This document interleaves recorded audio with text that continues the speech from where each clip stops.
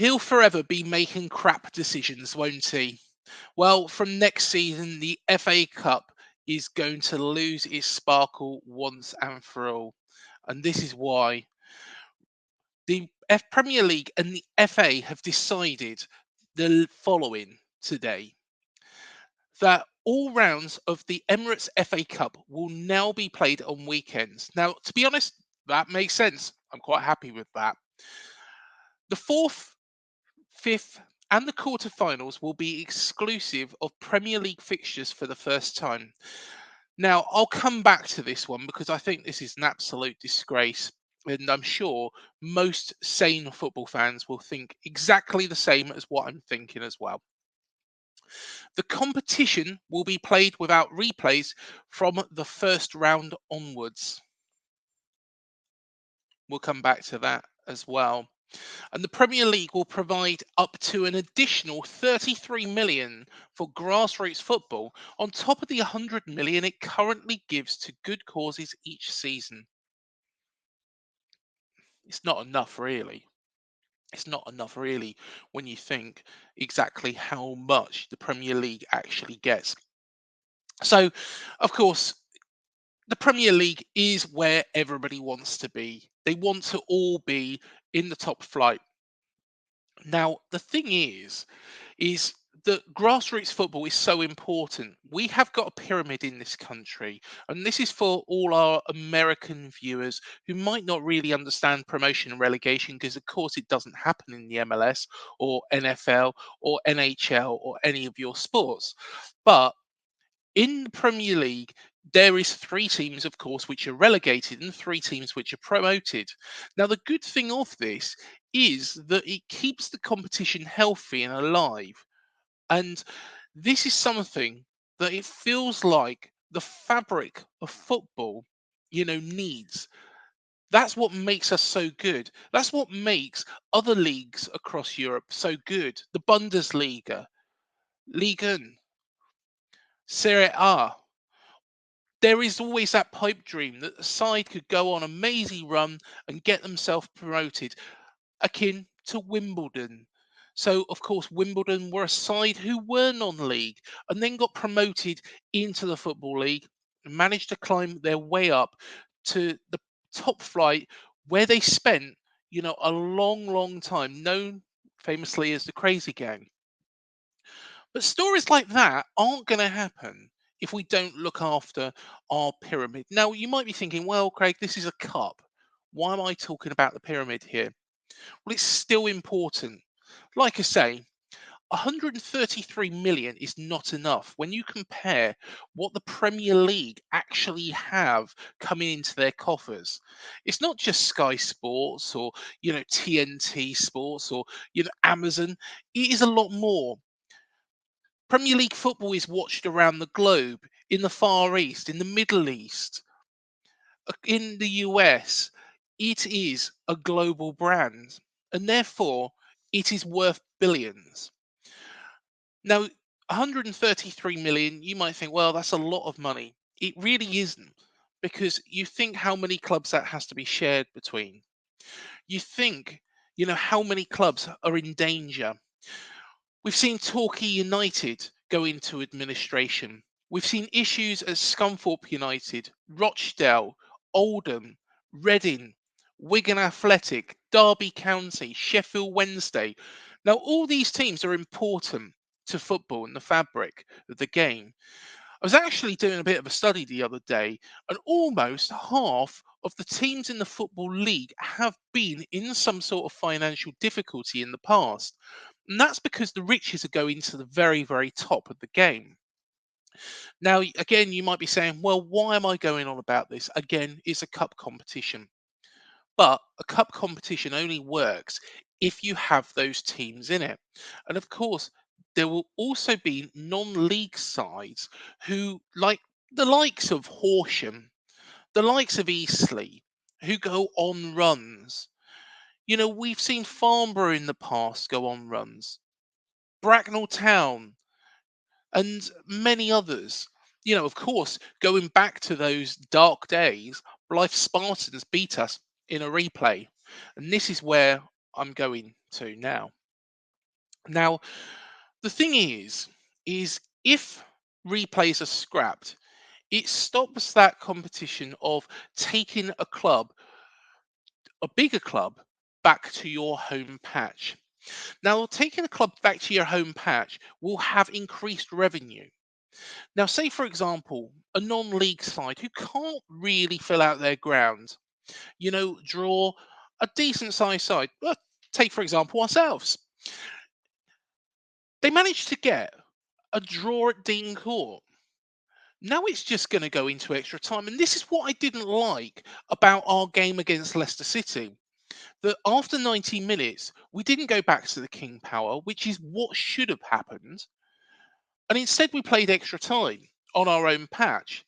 And yes, that might have been favourable for ourselves, although it didn't work out that way in the end, as Leicester did go through.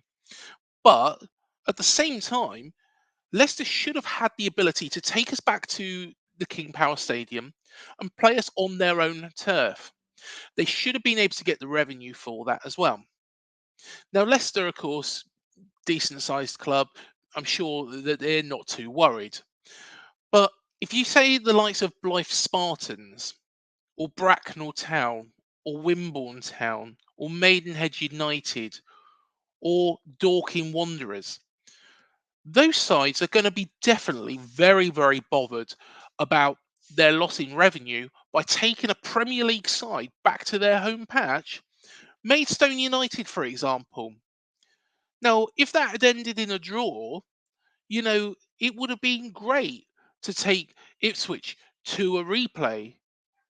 Of course, they did beat Ipswich in the end, but that's the whole point of this: is that it's it devalues the whole competition. Also, the other big thing as well is that it seems to be making accommodations for the Premier League.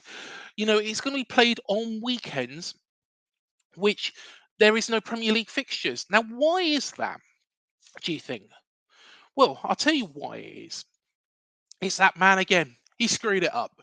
Richard Masters obviously does want, you know, the top teams to be fresh for, their Premier League games. Now, that's all well and good. But at the same time, we should not be bending the rules to the top teams.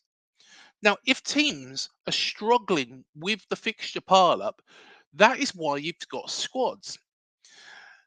Now, of course, you know, it's going to take more out of you playing at the top level of the game, but at the same time, that shouldn't be a reason for these games to be played at weekends. And it shouldn't be weekends without Premier League fixtures. If a team like Manchester United or Man City get to that level round of this competition and have to play midweek, so be it. They have to do that for the Champions League anyway, which of course has gone to this really strange format. This whole competition has been devalued, and it's one of the best competitions globally. Now, another thing is that the actual FA Cup final will be a week before the penultimate round of fixtures in the Premier League. So the FA Cup final will be a week before. I'm sorry, but I get that. I don't get that. The FA Cup final was always, when I was growing up, the last fixture on the calendar. It was a proud moment. Watching those finals between Manchester United and Newcastle, Manchester United and Chelsea. Yes, okay, Manchester United won it a lot, but at the same time, it was a spectacle. Look at some of the teams that have got into the final.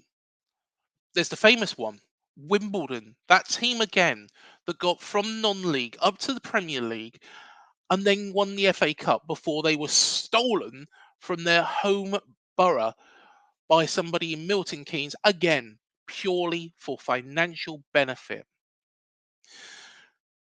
The FA Cup shouldn't be changed because of European competitions as well. If there's a fixture pile up, the likes of Manchester City and Liverpool and Chelsea and Arsenal and Man United and Spurs need to get bigger squads. That's all there is to it. I just feel that it's because the Champions League has expanded. That isn't an excuse. That is an excuse. And the FA chief, Mark Bullingham, shouldn't have been bending over for Richard Masters and saying, yes, you can change it. He should have been turning around and saying, no, this is an important competition in the fabric of the game.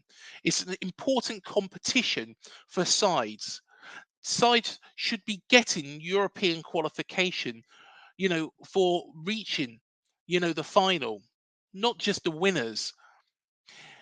It should be a competition which is recognised, and it's going the way of, unfortunately, what is the EFL Cup or the Carabao Cup because of Premier League greed. And Richard Masters, has turned round and said this is enhancing the FA Cup. Well, Richard, let's put it this way. If you're a fan of a side who are non-league, let's go for example with Town, and you draw a big club at home in the FA Cup. Let's take for example Manchester United. Your players play out of their skin for 90 minutes. Why should they not have the chance to go back to Old Trafford in midweek to actually beat Manchester United on their own patch? Why should they have to play another 30 minutes because it suits your agenda, suits your logic, and suits the big clubs, the money spinners, the cash cows, the Man Cities, the Chelseas of this world? Why not do something rather than just giving an extra 33 million, which is pennies really when shared out? Why not do something that actually helps the fabric of this game and resign from your position in the Premier League? But also, the FA have lots of big questions themselves. And I'm saying this from a Bournemouth fan, who used to have to go through rounds 1 and 2. We've never had to go through qualifying, thankfully. But there is teams out there that do. Town need to. Wimbledon Town, Bracknell Town, Maidenhead United, Frome Town. All these teams that are fairly local. Yeovil, who of course were recently a Football League side and then were relegated out. And what a side who fairly recently played Manchester United in a cup game, albeit it was the EFL Cup. Why not look out for those sides, the FA? Why not look out for those sides, Mark? Let me know what you think. But the fabric of this game is being ruined by greed at the very top, by the likes of Richard Masters, who's already docked points off Everton and Forest, and is going to dock points off Leicester, and who knows who else. Maybe Aston Villa. At the end of the day, can't have teams gate crashing top six, can we now? The game is being ruined by those people at the top. And I hope this video, really reiterates the point of the fans. Let us know what you think below. Let us know if you are in solidarity with this or if you think this is a good idea. And let us know why you think this is a good idea. Because I'm pretty sure the majority of football fans won't agree with you.